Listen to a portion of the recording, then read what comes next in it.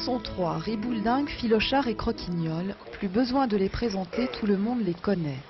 Il faut dire que depuis 1908, leur date de naissance, ils ont écumé de nombreuses régions de France et presque autant de pays du monde. On les a vus banquiers, pompiers, au cirque, mêlés à toutes sortes d'aventures et à pas mal d'escroqueries. Aujourd'hui, on assiste à leur comeback, en émir du pétrole ou bientôt, comme dans Les voleurs de pub qui paraîtra en novembre, en publicitaire. Car les pieds nickelés, depuis que les droits de la célèbre BD ont été rachetés par les éditions Vent d'Ouest, ont repris du service. Avec pour complice, même s'il leur arrive parfois d'être seulement deux, un joyeux trio lyonnais. Vrubel, Capezzol et le dessinateur qui prend la suite de Pélos, Michel Rodrigue. Un ex-comédien rugbyman passé à la BD. Jovial, franchouillard et impertinent, comme un vrai petit pied nickelé. Alors comment est-ce que vous en êtes venu à adopter les pieds nickelés? Comment ça s'est passé? Bien, c'est eux qui m'ont adopté d'une certaine façon lorsque la maison d'édition Vent d'Ouest a repris les droits des pieds nickelés. Ils ont cherché un dessinateur pour reprendre la série, faire des nouvelles aventures inédites.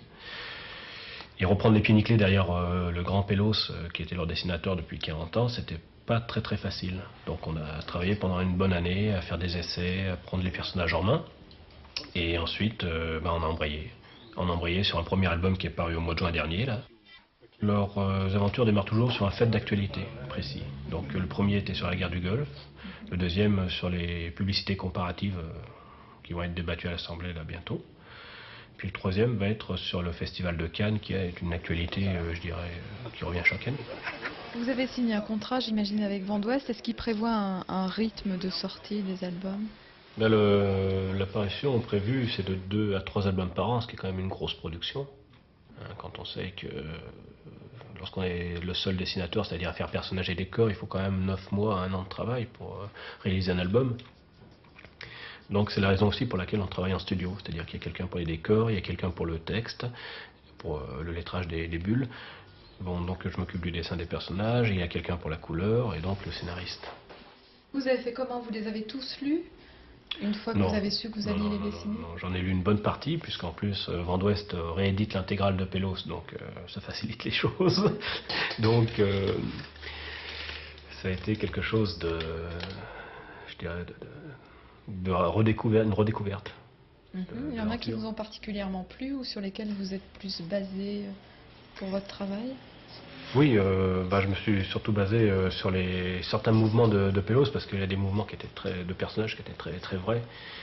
Mais c'est surtout au niveau des aventures, se remettre dans l'esprit aussi.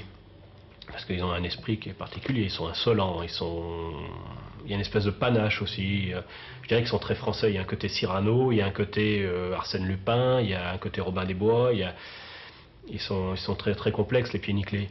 Et de découvrir tout cet esprit, ça apporte en plus, je crois, dans le dessin, un petit plus. Maintenant, je crois qu'ils vont encore évoluer au fil des albums. On retrouve des personnages, dans les personnages secondaires, des caricatures de gens d'actualité. Donc on a PPD, Jean-Claude Bourret qui sont intervenus dans le premier album. Sur le deuxième, dans la publicité, on a Philippe Gildas, puisque à un moment ça se passe à Canal+. On a Yannick Noah, on a Bleusten Blanchet, Jean-Paul Goude, enfin tous ces gens-là, de médias. Bon, maintenant ils ont des jeans.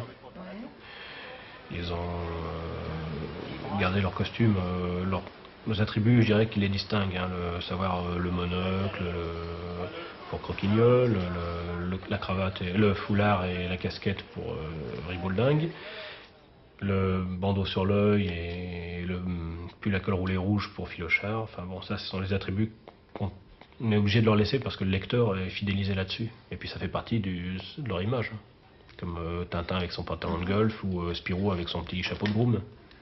Est-ce que leur personnalité aussi, elle change ou pas? Elle change, elle reste la même, disons que ce sont des escrocs, des arnaqueurs, ce ne sont pas des gens très fréquentables, mais nous avons essayé de déterminer, puis ça va se faire au fur et à mesure des albums, chacun leur psychologie, chacun leurs caractéristiques, leur spécialité aussi. Ouais. Croquignol est spécialisé, lui, dans les faux papiers, les faux billets, des choses comme ça. Riboulding, c'est un peu les gros bras de l'équipe. Lui est chargé de voler les voitures. Et Filochard, c'est le spécialiste des serrures, des coffres-forts. Ils seront jamais 4. Non, non, non, on les imagine mal 4. Forton les a créés avec 3 personnages, on va les garder avec 3 personnages. Je vois mal un 4e personnage s'insinuer dans le groupe, là. Ils sont trop soudés depuis des années, depuis 1908 maintenant, pour qu'il y en ait un 4e qui vienne là-dedans. D'accord. Au niveau du dessin pur, comment est-ce que vous allez dessiner les pieds nickelés? Ben, je vais les dessiner à ma façon, hein, avec mon style de dessin, et bien sûr c'est différent du style de Pélos, hein. Chacun a son style de dessin. Pélos, lui, à la reprise, les dessinait déjà différemment par rapport à Forton. Donc je crois que il faut que chaque auteur, lorsqu'on reprend un personnage comme ça, amène sa personnalité, tout en gardant bien sûr les caractéristiques des personnages, caractéristiques visuelles, pour que le lecteur soit pas perdu, hein. C'est pas la peine de reprendre un personnage si on en dessine un autre. Donc vous, qu'est-ce qui change par rapport à Pélos? Ben, disons que Pélos c'est un dessinateur de presse, c'est-à-dire le dessin plus basé sur le mouvement, sur l'expression, un dessin peut-être moins finalisé dans le trait. D'ailleurs, on s'en rendait compte dans le décor passait presque à l'as, si je puis dire. Donc là, nous avons des décors qui sont posés, il y a d'ailleurs une personne qui s'occupe du décor. Et au niveau des personnages, beaucoup mieux finalisé dans le trait, un trait, je dirais, de bande dessinée plus actuelle, plus moderne, plus classique. Quand on reprend une grande BD comme Les Pieds Nickelés, qu'est-ce qu'on se dit? On se dit... Ben, on est très impressionné. On est très impressionné quand ces 3 bonhommes débarquent là, comme ça, là, sur la table, et puis on sait qu'eux sont nés en 1908, qu'ils ont vécu déjà énormément d'aventures, qu'ils ont vu des tas de choses. Et on savait, on dit bon ben, va falloir redessiner ça, reprendre ça. Au début, il y a beaucoup de trac, mais on se familiarise. Vous étiez un fan des Pieds Nickelés avant? Ben, paradoxalement, pas trop. Pourquoi? Pas trop. Je lisais beaucoup plus Astérix. Ouais. Un de mes dessinateurs préférés, justement, est Uderzo. Parce que c'est quelqu'un qui a, je trouve, une espèce de magie dans le crayon pour amener les expressions, pour amener le mouvement. Quelqu'un qui a beaucoup de richesse, beaucoup de variété dans son dessin.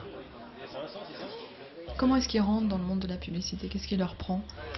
Mais ils sont, comme chaque début d'aventure, attablés devant une petite bouteille, dans un café, et surgit un pharmacien furieux qui vient se remonter le moral d'un coup de cognac parce que les centres Leblair viennent de faire de la publicité comparative entre leurs médicaments et ceux des pharmaciens traditionnels.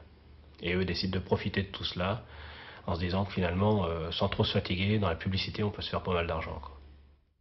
Le célèbre commissaire Queugneux-Dur a pris sa retraite parce qu'il en avait marre de leur courir après, enfin il était très fatigué. Il leur a couru après pendant 40 ans, À peu près, oui. À peu près, ouais. Puis il était très fatigué, il a pris sa retraite, et malheureusement pour les Pieds Nickelés, ou heureusement, puis surtout heureusement pour les lecteurs, je crois, c'est sa fille qui a repris le service, qui est commissaire elle aussi, mais qui est une commissaire un peu plus sexy que n'était son père, bien sûr, puisque c'est une jeune femme rousse, bien en chair, très, très sexy. Donc ça fait un personnage féminin qui intervient dans les aventures des Pieds Nickelés, mais qui restera en personnage secondaire. Comment on fait quand on vit la vie de tous les jours avec les Pieds Nickelés? Est-ce qu'on devient un peu comme eux ou pas? On aurait tendance, hein. Mais bon, on va pas trop le dire. Non, disons que vivre tous les jours avec les Pieds Nickelés, c'est pas... Ils sont discrets. Là, je vous dis, ils sont en Suisse en vacances. Ils sont allés profiter de leur dernier... Donc là, vous êtes tranquille. Lors de leur butin, je suis tranquille, je travaille sur l'album du rugby, ils me foutent la paix, puis on va bientôt se retrouver. Et quand ils sont là, ça se manifeste comment dans votre vie quotidienne à vous? Ils sont bruyants, ils sont très présents. Ils occupent bien l'esprit. On pense beaucoup à eux. Puis on peut pas tellement faire autrement, parce que 3 personnes comme ça qui n'arrêtent pas en plus. Ils bougent tout le temps, et ils ont toujours des idées, ils sont toujours en train de faire des coups. C'est assez épuisant, mais bon, on arrive à faire la part des choses. Les Pieds Nickelés, c'est un peu, je dirais, l'ancêtre du bébé de show, hein. Ils sont là pour taper sur tout le monde et dire tout haut ce que tout le monde pense tout bas. C'est ce côté un peu chansonnier, bien français, quoi. Les Pieds Nickelés, ben, ils deviendront ce qu'ils ont à devenir, hein. On verra bien. Ils sont assez imprévisibles comme personnages. Vous n'avez pas de grandes ambitions pour eux? Moi, les ambitions, c'est de leur faire courir des aventures inédites, puis d'amuser le public, surtout. Surtout ça, l'ambition. D'amuser le public en nous amusant, nous, en dessinant. Ils vont vieillir, les pieds nickelés, ou pas? Un personnage de BD ne vieillit pas, il est Jamais, intemporel. jamais. Ouais, ouais. C'est ce qui fait son charme.